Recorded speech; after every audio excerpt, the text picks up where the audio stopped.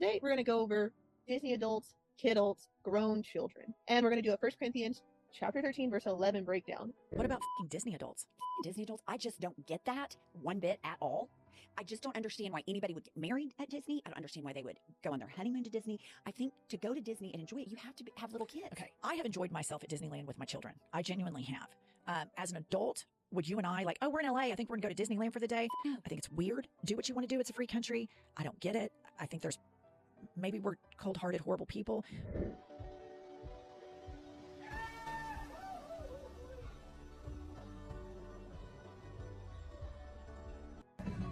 Tragedy has struck.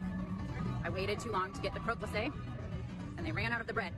And I'm stuck with this subpar macaron ice cream sandwich that is not nearly as good, and I am very peeved, and nothing is going to make this better. Disney adults. They're the weirdest people in the world.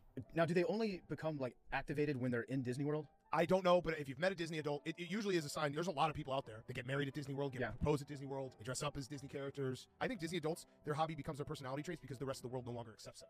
So they find each other. They have to find each other, and that's what they become. Yeah, there is a phenomenon, though, of people that you think are just normal, everyday dudes and girls that walk around, walk amongst us, able to blend in, but the second they set foot inside the Disney theme park, they just change. Yeah. Their entire body, their mood changes. Yeah. They just want to stay there for the rest of The book of 1 Corinthians, chapter 13, verse 11. When I was a child, I spake as a child, I understood as a child, I thought as a child. But when I became a man, I put away childish things.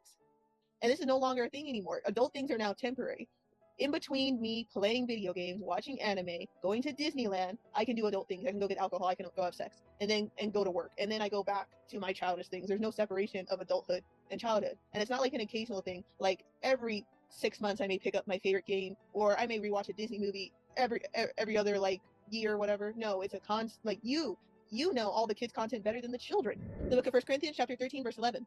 When I was a child, I spake as a child. I understood as a child. I thought as a child. But when I became a man, I put away childish things. Paul is using this verse as a metaphor, not only for spiritual maturity, but also for the difference between immaturity and true wisdom in Yahushua. He's showing us that Israel must grow up out of carnal, fleshly, and childish ways. Childish understanding. The book of Ecclesiastes, chapter 22, verse 11. Weep for the dead, for he hath lost the light. And weep for the fool, for he wanteth understanding. Make little weeping for the dead, for he is at rest. But the life of the fool is worse than death.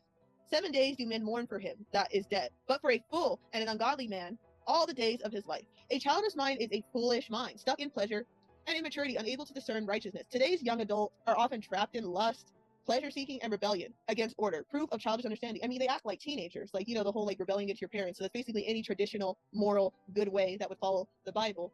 And they're constantly in their lust, whether that's actual for sexual stuff or just, like, need